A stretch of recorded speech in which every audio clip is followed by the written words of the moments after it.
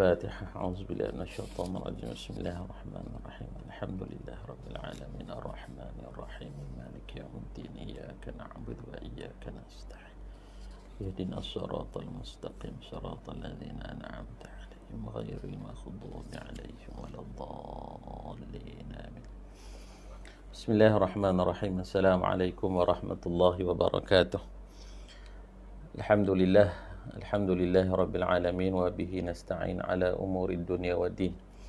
Allahumma salli ala nuril anwar wa sirril asrar wa triyaqil aghyar wa miftahi babil yasar Sayyidina Muhammadan al-Mukhtar wa alihi al-athhar wa ashabihi al-akhyar adada ni'amillah wa ifdalih. Allahumma anfa'na bima 'allamtana wa 'allimna ma yanfa'una wa zidna 'ilma. Wa ba'd. Alhamdulillah puji dan syukur kepada Allah Subhanahu wa taala memberikan kita nikmat kelapangan dan nikmat kesihatan, masih bernafas di muka bumi Allah Subhanahu wa taala. Maka seharusnya kita mensyukuri nikmat Allah Subhanahu wa taala. Dan alhamdulillah pada petang ni kita teruskan bacaan hadis kita melalui buku 40 hadis penawar hati susunan almarhum Syekh Ahmad Fahmi Zamzam An-Nadwi Al-Maliki rahimahullahu ta'ala. Moga-moga apa yang kita bacakan hasil susunan beliau menjadi satu jariah kepada Syekh, dan dalam masa yang sama kita menumpang keberkatan hadis baginda Nabi sallallahu alaihi wasallam dan keberkatan keikhlasan fadilatul syekh dalam menyusun hadis-hadis baginda Nabi sallallahu alaihi wasallam. Dan kita masuk pada petang ini pada hadis yang ke-41 yang diletakkan tajuk oleh penyusun rahimahullahu taala, pintu taubat masih terbuka. Tajuk yang diletakkan pintu taubat masih terbuka. Bisanadil muttasil wa bihi qala an Abi Abdurrahman Abdullah ibn Umar al-Khattab radhiyallahu anhuma an Nabi sallallahu alaihi wasallam qala inna Allah azza wa jalla yaqbalu taubatal 'abdi ma lam yugharghir. Di dalam tajuk ini diletakkan dua hadis berkaitan dengan taubat.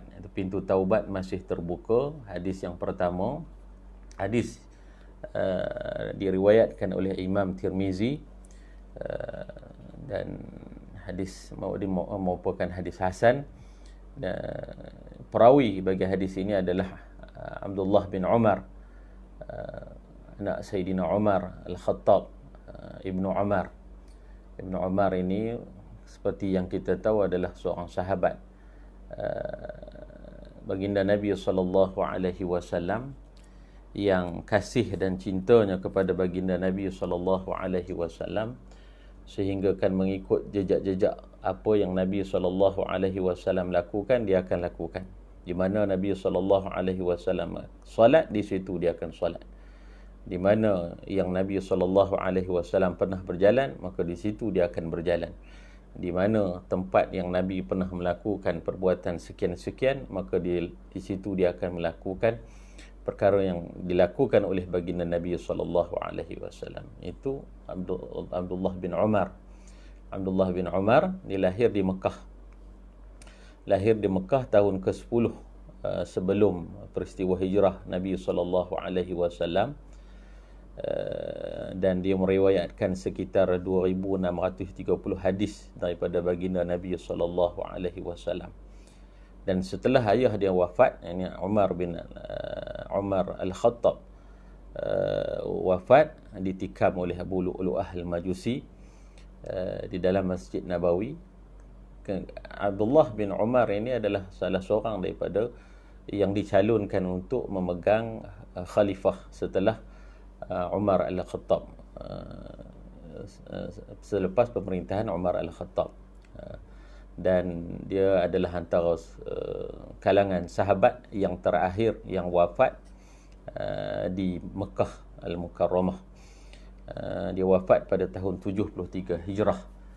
Itu sedikit sebanyak berkenaan dengan Abdullah bin Umar yang meriwayatkan hadis yang kita bacakan petang ini, yang mana katanya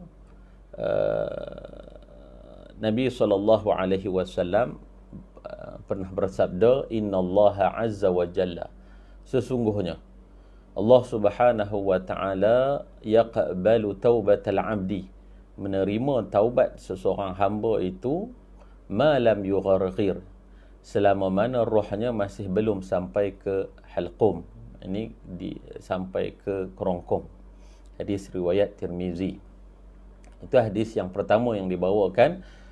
Dan hadis yang kedua daripada an Abi Musa Abdullah ibn Qais al-Ash'ari radhiyallahu anhu anin Nabi sallallahu alaihi wasallam qala inna Allah ta'ala yabsutu yadahu bil-laili liyatuba musii'un nahar wa yabsutu yadahu bin-nahar liyatuba musii'ul laili hatta tatlu'a asy-syamsu min maghribiha.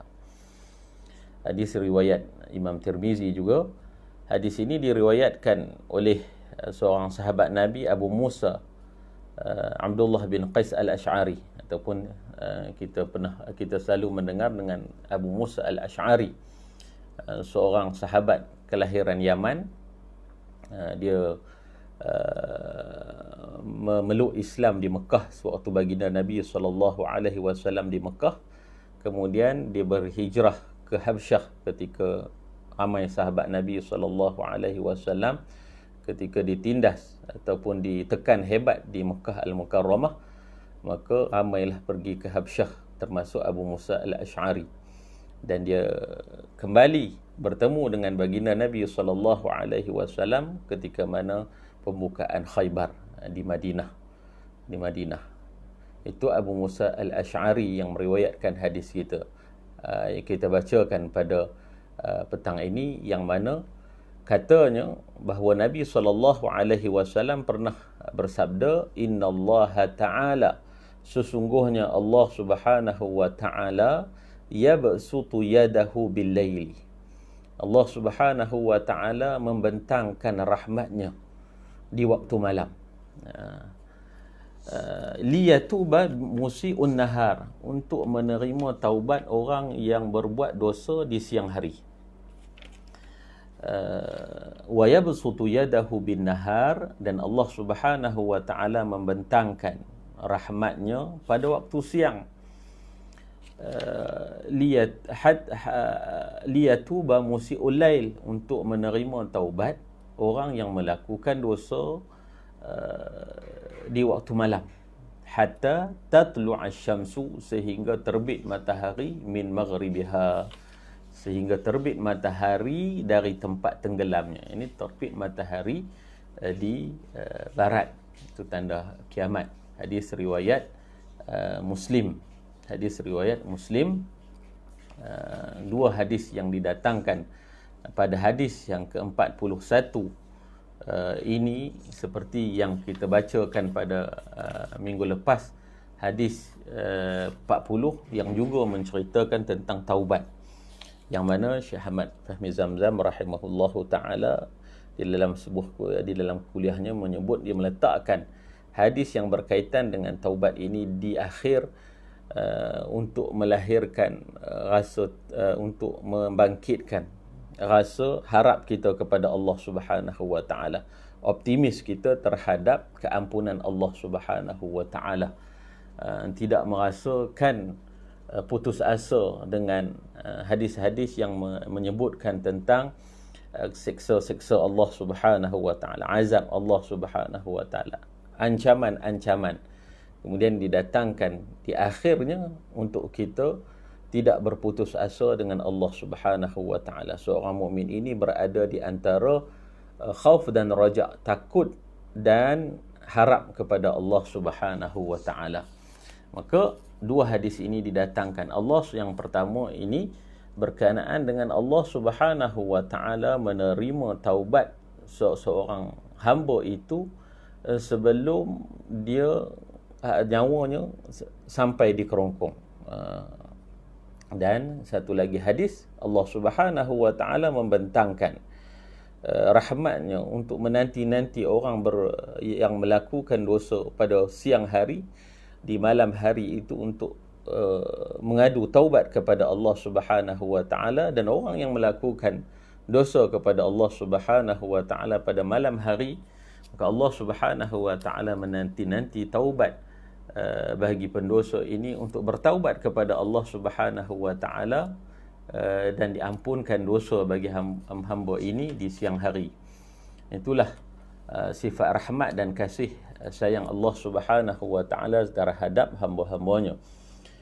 Kemudian diletakkan keterangan hadis oleh Fadilatul Syekh rahimahullahu taala. Disebutkan hadis di atas menerangkan kepada kita bahawa pintu taubat itu terbuka luas sekali, sangat luas bagi seluruh hamba yang ada di permukaan bumi ini, dan pintu taubat akan ditutup bagi seseorang hamba apabila rohnya sampai ke halqum, yakni sampai di kerongkong, iaitu di saat ia menghadapi kematian dan ia telah putus asa daripada hidup. Maka ketika itu taubat seseorang sudah tidak diterima lagi. Dan hadis ini merupakan susunan, juga dinukilkan oleh Al-Imam Nawawi di dalam kitab dia Riyadhus Salihin dalam bab taubat. Hadis yang menceritakan tentang apa? Allah Subhanahu wa taala menerima taubat sebelum seseorang itu nyawanya sampai di kelongkong. Kemudian didatangkan Allah Subhanahu wa taala di dalam Riyadhus Salihin menerima taubat seorang hamba itu sebelum terbitnya matahari di barat. Itu tanda besar hari kiamat. Maka ketika adapun untuk seluruh manusia, maka pintu taubat akan ditutup apabila matahari telah terbit di sebelah barat, iaitu tempat tenggelamnya, yang mana keadaan ini adalah menunjukkan bahawa hari kiamat sudah hampir terjadi. Maka pengajaran yang kita dapat daripada hadis yang dibawakan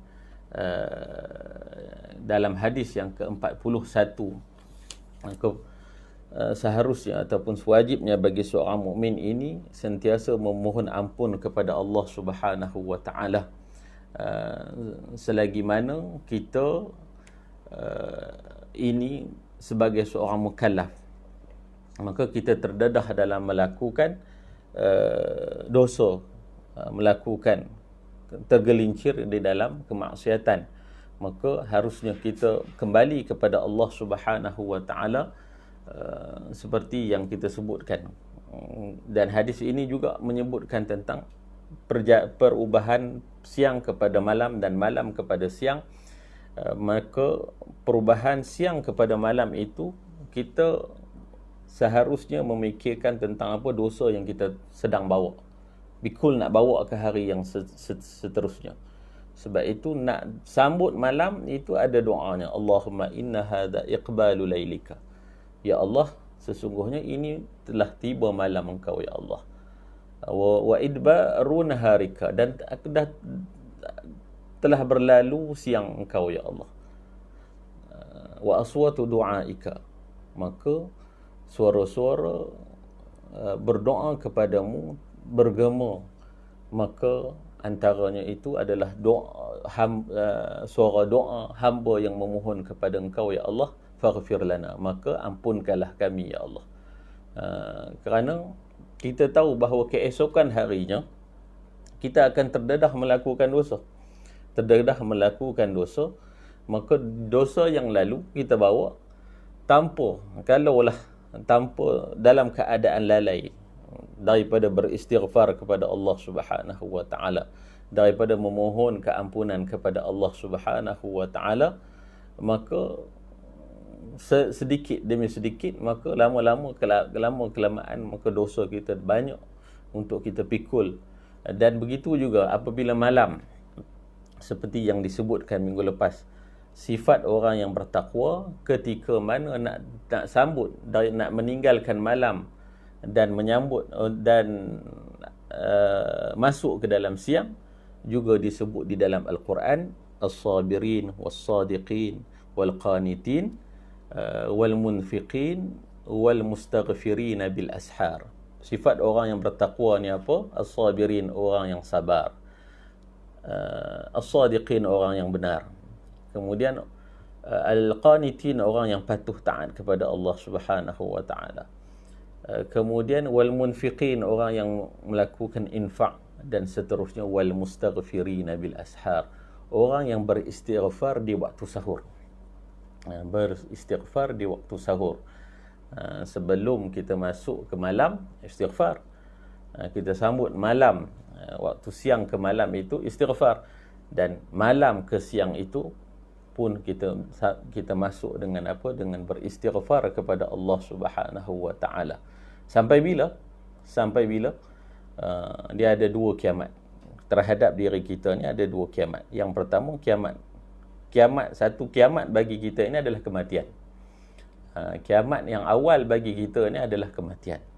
Kerana apabila mati, dah tak berpeluang kita untuk melakukan amal ibadah. Dan yang kedua adalah kiamat yang besar, iaitu kehancuran dunia ini. Itu sudah tentu, maka kita semua akan berangkat menuju Allah Subhanahu wa taala secara keseluruhannya. Itu kiamat besar. Maka sebelum kita menuju ke tanda-tanda besar kiamat itu, yang mungkin dalam pemikiran kita merasakan bahawa lambat lagi, kan? Maka kita kena tahu yang paling dekat dengan kita adalah kematian. Kematian. Setiap hari masa itu bukan mengundur ke belakang, tapi masa itu berganjak ke depan sehingga menuju saat kepada kematian kita. Idza jaa ahaduhum idza jaa ajaluhum, apabila datang kepada seorang itu ajalnya, la yastakhiruna sa'ah, dan tidak dilewatkan walaupun sesaat, wala yastakhirun, dan tidak dilambatkan, wala yastaqdimun, tidak diawalkan dan tidak dilewatkan kematian itu. Maka di dalam dua hadis yang dibawakan ini, kita kena tahu kita bakal menghadapi satu kiamat bagi diri kita, itu kematian. Yang satu lagi kiamat yang besar adalah kehancuran dunia ini. Tanggungjawab kita adalah apa? Dari hari ke hari adalah kita sentiasa melakukan bertaubat kepada Allah Subhanahu wa taala. Dan kita tahu pada hadis yang kedua ini, Allah Subhanahu wa taala menunggu hamba itu untuk kembali kepada Allah Subhanahu wa taala. Hal min mustaghfirin. Waktu malam tu Allah Subhanahu wa taala disebutkan turun rahmatnya di langit dunia ini. Allah Subhanahu wa taala menyebutkan di dalam hadis kursi, Allah Subhanahu wa taala sebutkan apa? Hal min mustaghfirin. Adakah siapa-siapa yang lakukan dosa yang nak bertaubat kepada aku? Hal min mustaghfirin. Adakah siapa-siapa yang melakukan kemaksiatan, melakukan yang berdosa, yang nak bertaubat kepada aku? Kalau orang ni bangun di waktu malam berdoa kepada Allah, mohon ampun kepada Allah Subhanahu wa taala, maka di dalam hadis qudsi tersebut Allah menyebutkan fayughfarulah, maka diampunkan dosa baginya. Begitu juga pada malam hari, Allah Subhanahu wa taala sediakan satu waktu yang mustajab doanya, maka mintalah apa sahaja di ketika waktu itu, maka Allah Subhanahu wa taala mengampunkan dosa bagi orang yang memohon ampun kepada Allah Subhanahu wa taala. Ar-raja, maksudnya pintu harap kepada Allah Subhanahu wa taala. Harap kepada kita, kepada keampunan Allah Subhanahu wa taala ini bukanlah jalan untuk kita terdedah di diri kita ini senang-senang untuk melakukan dosa. Di dalam hadis Arba'in An-Nawawi menyebutkan apa? 3 tiga asas bagi seorang mukmin ini, dia kena fikir apa yang Nabi sebut, ittaqillah haitsu ma kunta. Bertakwalah, takutlah kepada Allah Subhanahu wa taala, bertakwalah kamu kepada Allah Subhanahu wa taala haitsu ma kunt, kat mana sahaja kamu berada. Takut, rasa dipandang oleh rasa diri ini dilihat oleh Allah Subhanahu wa taala, itu takut. Ittaqillah haitsu ma kunta. Kemudian wa atbi'is sayyi'atil hasanah tamhuha. Ikutilah keburukan yang kamu lakukan, kemaksiatan yang kamu lakukan itu dengan kebaikan. Maka kebaikan itu akan memadam keburukan yang kamu lakukan. Kemudian yang ketiga, wa khaliqin nas bi khuluqin hasan. Dan berakhlaklah ataupun melakukan, bermuamalahlah dengan manusia ini dengan muamalah yang baik, dengan akhlak yang baik. Ulama menyebutkan bahawa hadis ini menunjukkan kepada kita tiga perkara yang kita perlu ingat. Yang pertama, hubungan kita dengan Allah Subhanahu wa taala. Rasa dipandang, maka berhati-hati di dalam perlakuan kita. Bukan senang-senang untuk kita tahu Allah ni Maha Pengampun, maka tak apalah, kan, jatuh dalam dosa pun kita tak kisah. Tak, bukan macam tu cara pandang kita. Cara pandang kita, ittaqillah haitsu ma kunta.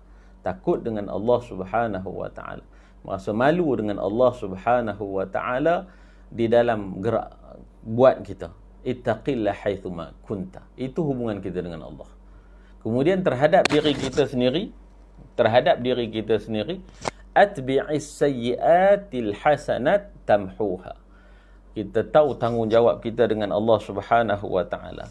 Banyaknya dosa kita lakukan kepada Allah Subhanahu wa taala. Kaedah Allah Subhanahu wa taala bagi nak padamkan keburukan itu adalah mengikutinya dengan ketaatan. Atbi'is sayyi'atil hasanat tamhuha. Maka kebaikan itu akan memadam kemaksiatan yang kita lakukan. Itu kita. Itu di peringkat kita. Tadi kita dengan Allah Subhanahu wa taala. Yang kedua, tanggungjawab kita dengan diri kita. Dan yang ketiga, tanggungjawab kita dengan apa? Dengan orang ramai, orang kebanyakan di sekeliling kita. Wa khaliqin nas bi khuluqin hasan. Hadis ini menunjukkan kepada kita, maka seorang mukmin ini berjalan di muka bumi Allah Subhanahu wa taala ini dengan rasa tanggungjawab. Harap dia dengan Allah, raja, harap dia kepada Allah Subhanahu wa taala, tidak menyebabkan dia sewenang-wenangnya jatuh ke dalam dosa. Dan takut dia kepada Allah Subhanahu wa taala. Jangan sampai dia putus asa kepada Allah Subhanahu wa taala. Jangan sampai dia putus asa terhadap rahmat Allah Subhanahu wa taala. Sentiasa memohon ampun kepada Allah Subhanahu wa taala. Di dalam Syama'il Muhammadiyah ada menyebutkan sebuah hadis bab kita yang membicarakan tentang senyum Rasulullah sallallahu alaihi wasallam. Dhahika Rasulullah sallallahu alaihi wasallam. Didatangkan di dalam hadis tersebut berkenaan dengan apa? Seorang hamba, Nabi SAW menyebut, aku tahu siapa yang mula-mula masuk ke dalam syurga dan orang yang dikeluarkan daripada Jahannam. Orang yang mula-mula masuk syurga dan orang-orang yang keluar daripada Jahannam masuk ke dalam syurga pun aku tahu. Itu Rasulullah SAW. Dan Nabi ceritakan di dalam hadis tersebut, Nabi kata ada seorang kan dihadapkan kepada Allah Subhanahu wa taala, dibentangkan kepada dia dosa-dosa kecil yang dilakukan, dosa-dosa kecil yang dia pernah lakukan. Kemudian dia menjawab di hadapan Allah Subhanahu wa taala satu persatu, ya, dia lakukan benda ni, tanpa tak boleh cari jalan lain untuk mengelakkan daripada jawapan melainkan benda itu benar dia lakukan. Dibentangkan kepada dia dosa-dosa kecil. Dosa-dosa kecil. Belum lagi dosa-dosa besar. Belum lagi dosa-dosa besar dibentangkan. Kemudian dia dah rasa risau dah dengan dosa-dosa kecil yang dibentangkan kepada Allah Subhanahu wa taala. Maka tiba-tiba sebelum Allah Subhanahu wa taala dibentangkan kepada dia dosa-dosa besar, maka Allah Subhanahu wa taala padam dosa-dosa kecil dia itu dengan kebaikan-kebaikan dia lakukan. Kebaikan-kebaikan dia lakukan. Kemudian bersedia untuk masuk ke dalam di dalam syurga. Maka dia kata apa? Dia kata, orang hamba ni kata apa? Dosa besar aku ada lagi. Kan? Maka Rasulullah sallallahu alaihi wasallam tersenyum apabila membacakan hadis ini. Abu Zar kata apa? Falaqad ra'aitu Rasulullah sallallahu alaihi wasallam, sungguh aku tengok pada Rasulullah sallallahu alaihi wasallam, dhahika hatta badat nawajizuka, sehingga nampak geraham Rasulullah sallallahu alaihi wasallam. Nak menceritakan di dalam hadis ini rahmat Allah Subhanahu wa taala ketika dibicarakan dosa-dosa kecil yang banyak menyebabkan seorang hamba itu rasa takut, tetapi setelah itu didatangkan kepadanya kebaikan-kebaikannya itu menghapuskan kesalahan-kesalahan yang dilakukan. Hamba itu dah rasa takutlah, dosa besar belum lagi dibicarakan, tetapi bila Allah Subhanahu wa taala memasukkan orang ni ke dalam syurga, maka rasa risaunya itu menyebabkan Rasulullah sallallahu alaihi wasallam tersenyum, menunjukkan kepada kita rahmat Allah Subhanahu wa taala terhadap kita, terhadap hamba-Nya ini yang sentiasa nak kembali kepada Allah Subhanahu wa taala, nak bertaubat kepada Allah Subhanahu wa taala ini. Maka Allah Subhanahu wa taala menanti hamba-hambanya untuk terus menerus memohon ampun kepada Allah Subhanahu wa taala. Jangan pula kita ini berjalan di atas muka bumi Allah Subhanahu wa taala ini dalam perasaan ataupun dengan rasa tak ada dosa. Selagi Allah Subhanahu wa taala itu namanya Ghaffar, mengampunkan dosa. Selagi mana Nabi SAW pernah menunjukkan kepada kita Nabi itu maksum dan beristighfar selepas melakukan ketaatan. Selepas melakukan salat, Nabi yang maksum beristighfar kepada Allah Subhanahu wa taala, maka kita lebih-lebih lagi berhajat kepada beristighfar kepada Allah Subhanahu wa taala di dalam kehidupan harian kita. Selagi mana Nabi SAW menunjukkan kepada kita seorang yang dikasihi oleh Allah Subhanahu wa taala, yang maksum, beristighfar kepada Allah Subhanahu wa taala sehari semalam tidak kurang daripada 70 kali, maka kita ni yang tak maksum ini lebih lagi berhajat untuk kita beristighfar kepada Allah Subhanahu wa taala.